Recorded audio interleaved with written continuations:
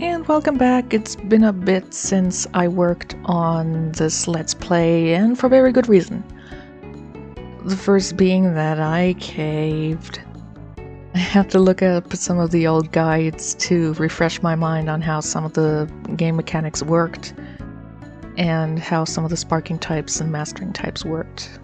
Simply because it has been 10 years since I played this game the first time on the channel, and it has been quite a few years since I played this game, period. The other thing is that this is a different version that I'm playing now. I am now playing not on the Switch, I am playing the PC version. And my Steam overlay is turned on, so if I get any type of achievement unlocked, it should be popping up for you guys as well. I tried to do my best to just reenact this as much as I could in terms of what I've already done, so it's not like I have done side quests that I haven't done in the previous two videos. So these guys are currently creating a protective suit for me and a bastard sword. So I already have the headband and the partisan that they usually make by default first. In terms of skills, I made Katarina under the warrior star with great swords as her favorite weapon, so that part is still similar to what it was previously. So light speed, I already learned that with Mikal in the introduction. Other than that, 2 skills for the great sword. The minstrel, I'm actually having him use martial arts right now. Not for very long. I do want him to focus on a different type of weapon, actually. He has the skull splitter right now. I don't really want that. Just forget that, please. So he's using martial arts right now. Down the line, I want him to use swords. One-handed swords. Nora, practically the same as before. The only difference is that you know what, you can forget double thrust as well, because you're not going to be using any spears. Instead of having her using an axe, I'm having her use the club now. So she has Skull Splitter and Rotator. I still have to master those. Aside from that, she's really not that different from previously. Let me equip that on her. And yes, you can see I have an S-Stock. It is one of the most expensive but also most powerful short swords that you can buy in stores. I didn't buy this one. It usually costs 5,000 orms, and I just don't have that money right now. And I don't want to spend it later either, so I took the S-Stock off of Mikal in the introduction. I do want to get Mikal into my party sometime down the line when he's available, but for now, he's not here. But if I do get someone else in that uses short swords really well in the meantime, I am going to be giving them that so that they at least have a relatively strong weapon. With that little side activity out of the way, I suppose, another thing that I have done, I have to go back here into the town before doing this, I went around the world a little bit and I unlocked a few places. So we already had Riblov unlocked and the Naj Desert, because we talked to the NPCs about the Naj Desert. So Zweig, Westless Far in the Kurdland, and then from there I went to Justerm and to Lance. I don't have anything over here yet. I did not go to Great Arch and all that stuff. So I basically just made sure to have this stuff unlocked. Anything that doesn't require either too much money or something that requires me to do a side quest to unlock, or is just cheap or for free to unlock with a side quest, which I am planning to do here. Ellen, Katarina, add to a party. Ellen will maybe become a permanent member of the party for the entire game. I am not sure.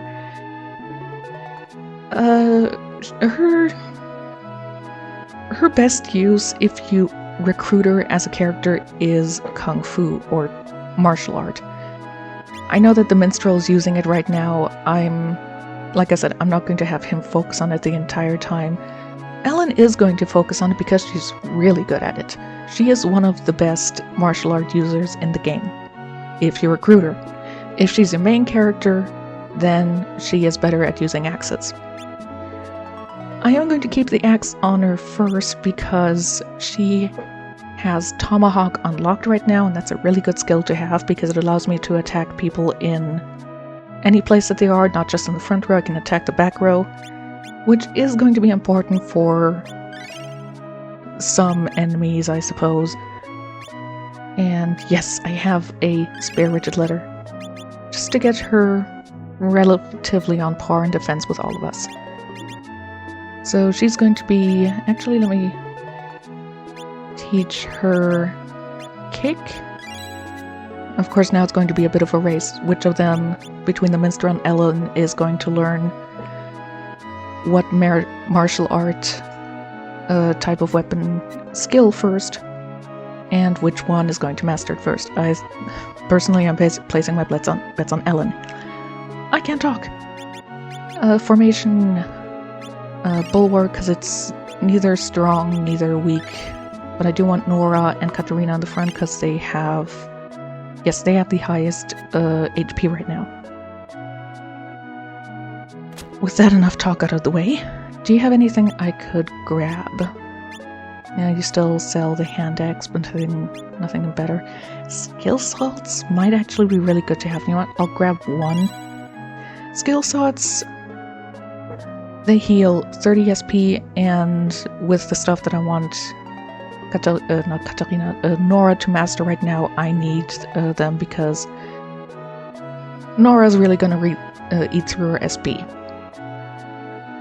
What with all the bandits running about, I dare not leave the city walls. Will you bring these items to Yarmouth for 1,000 Aurum? Sure. Great, don't tarry. Time is a-wastin'.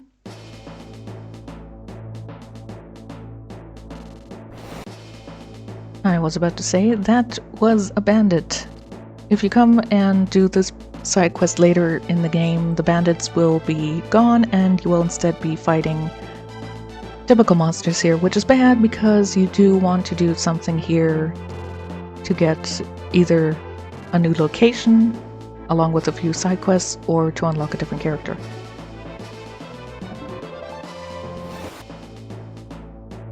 Is that it?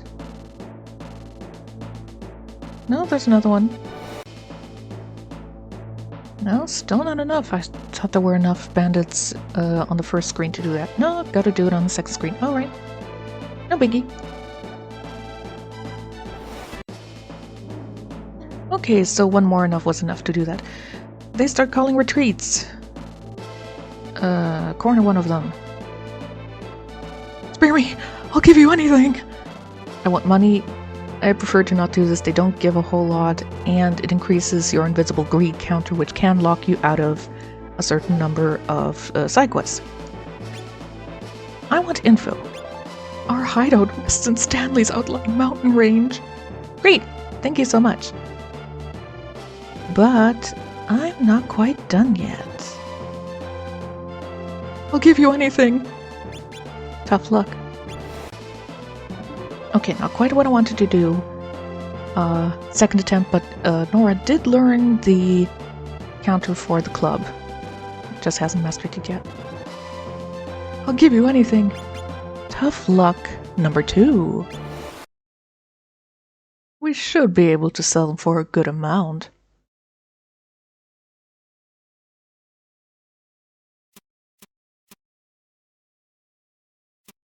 Are you alright? I brought your things. We should get out of here. Why would you help us? Slavery is an evil that must be stamped out. Paul's the name, but we've no time for chatter. Let's get going. If you have a female party member, say no to thugs. Paul, join your party. If you have at least one female party member other than your main character, if they are female, and you get defeated by the bandits, this can happen.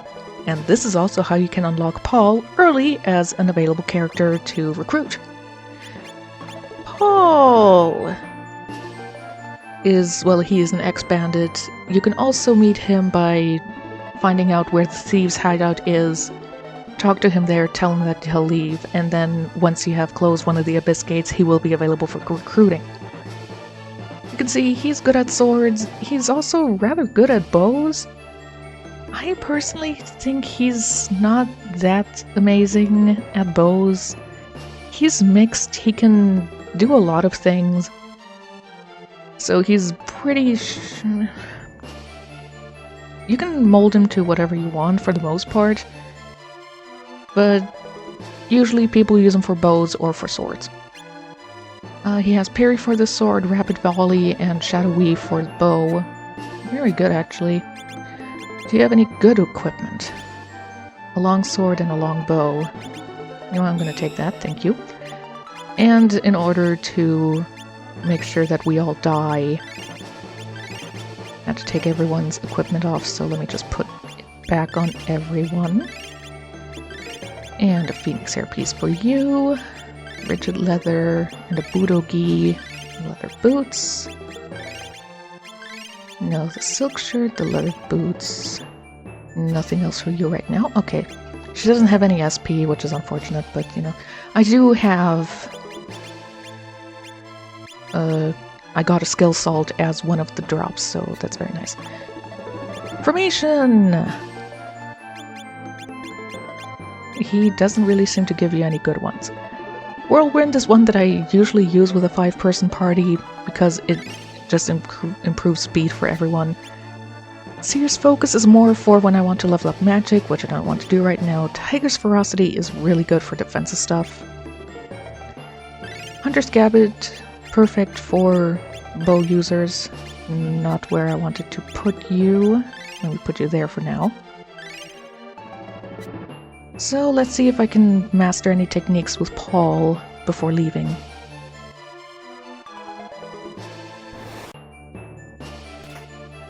$500 Aurum.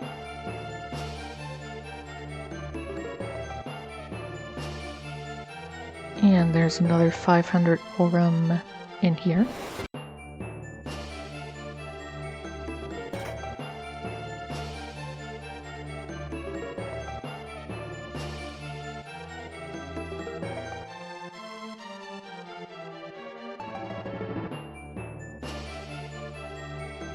So long, and take care! You will always leave. If you leave the bandit's hideout, even if you have already recruited him and you go in here and then leave it again, he will always leave. It's an odd glitch. If you didn't have any of the thieves tell you where the hideout is, you will leave here, but you will not have this as an actually selectable location.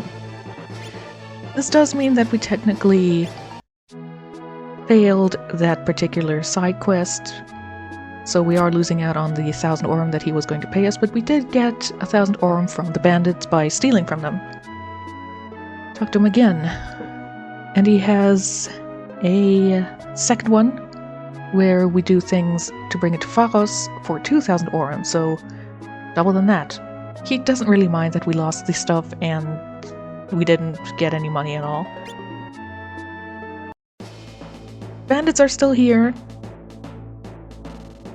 Doing the same thing with them as before is not really going to do anything.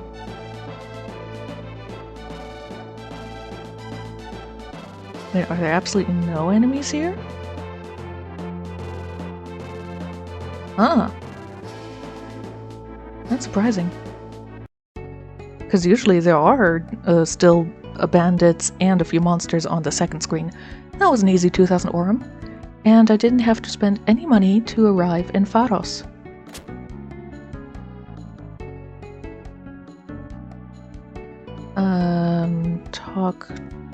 This magician sells shucho arts. I thought it would be Suzaku because, you know, Soryu, Byaku, Genbu, and... Which one am I missing right now?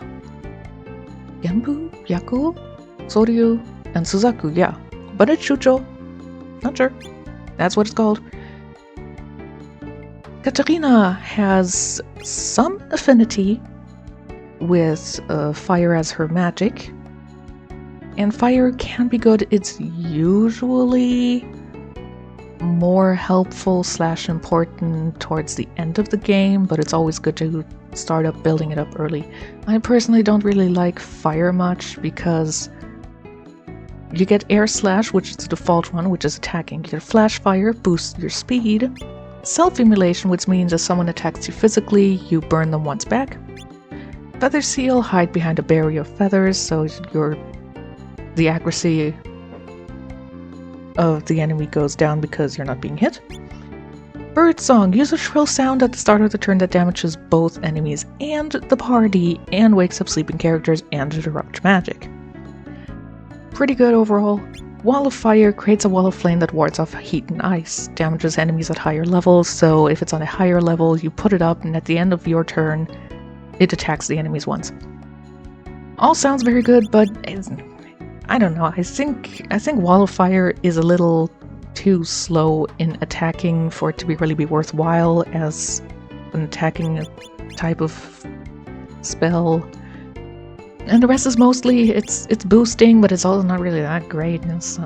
But I am going to give it to Katarina, then I can focus on getting her with the MP a little bit. What do you have to say? Welcome to the Fiery Pharos. Got any information? Nope, nothing. Banter. While we are embroiled in this war with Stanley, Ludwig is laughing all the way to the bank. Yep. I'm not going to talk to that dude quite yet. Tatiana is also walking around in this area. Head into... Actually, do you have anything good for me? Steel gauntlets might be good to get, but... no, it's fine. Talk to this woman up here. I have a brother far west of here in Stanley. I fear he's gotten himself into some kind of trouble.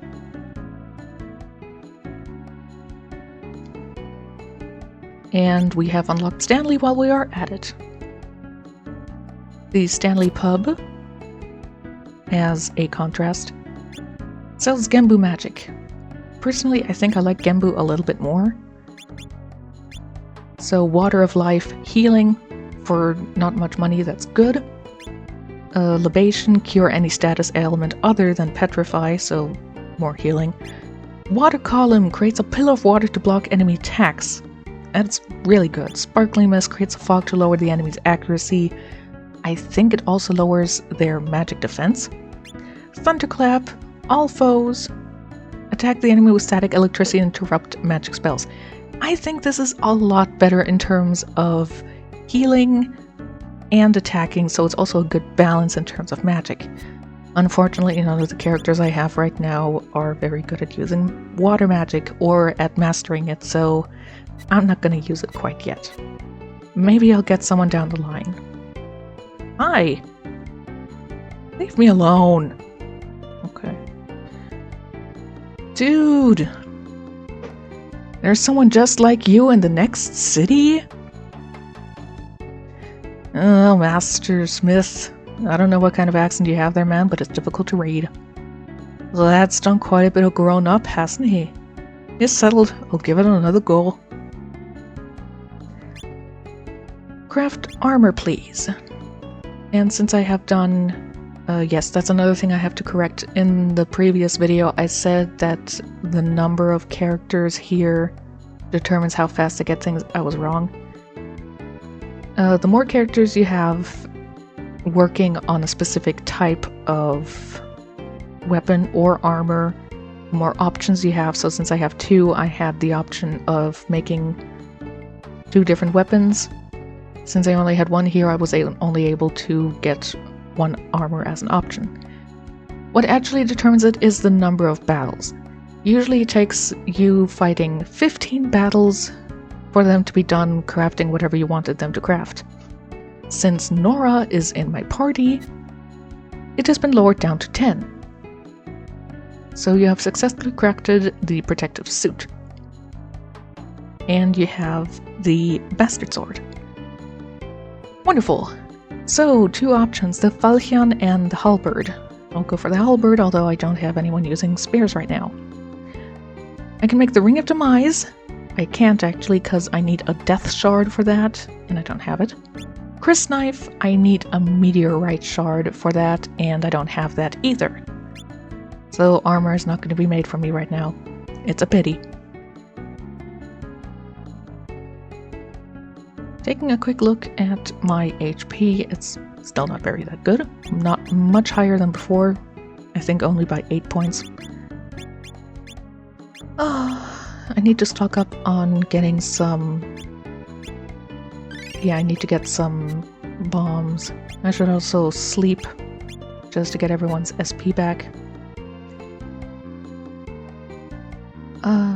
For a very short moment, I want to see what Tatiana would call herself if she were to join my party. I'm sorry to hear that. Could I be your friend? I'm coming along. The things I put up with. What do you go by? Well, my name is... Mifei. Okay, quite interesting.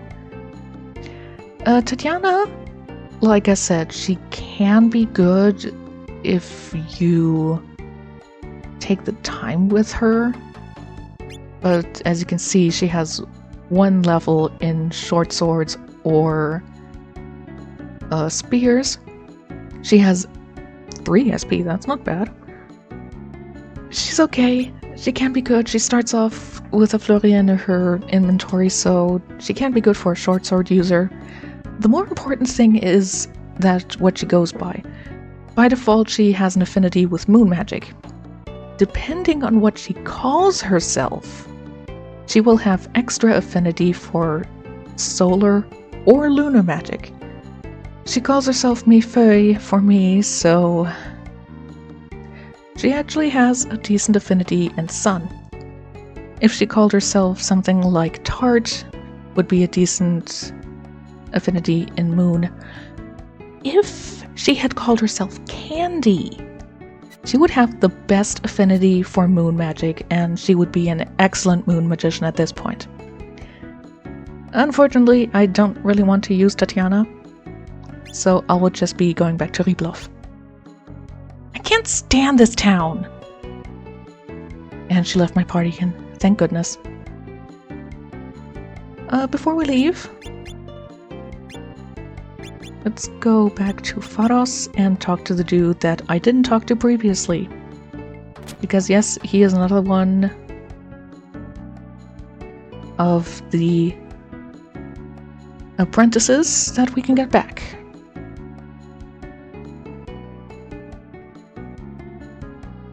Come back to the workshop.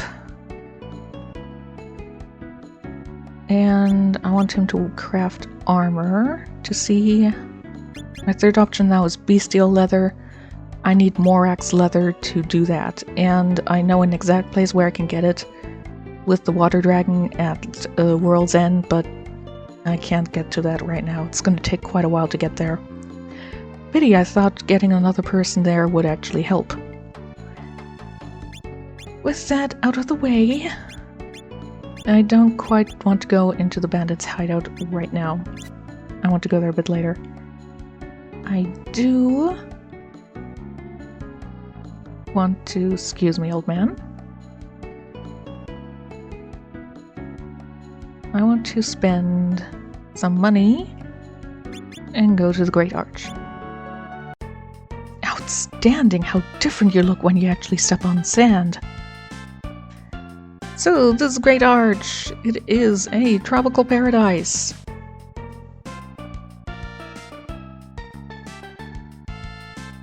You're looking for Black Sparrow's treasure? It'll cost you, let's see, 120 aura. No. Several of the people here will give you a treasure chest location, treasure map location, for supposedly Black Sparrow's treasure. These are overall worth it. You get items that are actually good, and you also find a bit of money, so you usually get back the money that you spent on finding out the location, as well as getting a bit more than you actually spent. So you come out on top. I'm not going to do that right now, but I probably am going to do those off screen. Then you can see what I get when I'm done with that, because I'm also going to use that to get a bit of HP grinding going. You getting on? To H. To Ache. To Arc. Arc it was in Mana's translation.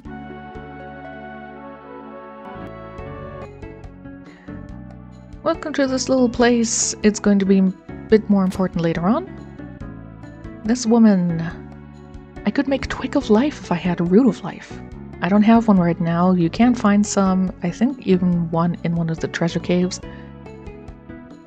It says it heals LP for a party member, but I also read that it heals LP, MP, and SP, so everything at once, which are actually rather worthwhile. The jungle's more than a breeding ground for disease. Now there have been sightings of men in strange robes. That's odd. In the depths of the jungle lies the abandoned fire fortress of Aunus. Aunus, the Fire Lord. Yep. So, I will actually head into the jungle off screen and I will unlock the fairy village. I can't really do anything there now anyway, but it's always good to unlock so that I can fast travel to it later on. And I will see you in the next video.